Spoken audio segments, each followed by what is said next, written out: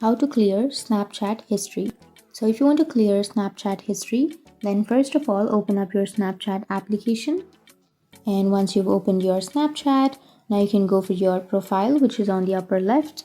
You can go for settings, which is on the upper right. And now scroll down.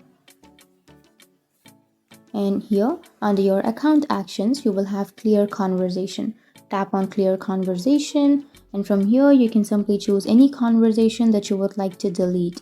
So you can simply tap on the cross icon, which is on the right side, and then tap on clear, and your conversation will be cleared, or your history will be cleared.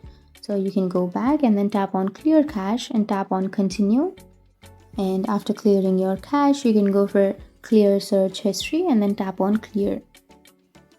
So that's it. That's how you clear your Snapchat history. And if you have any questions, feel free to comment below. Thanks for watching.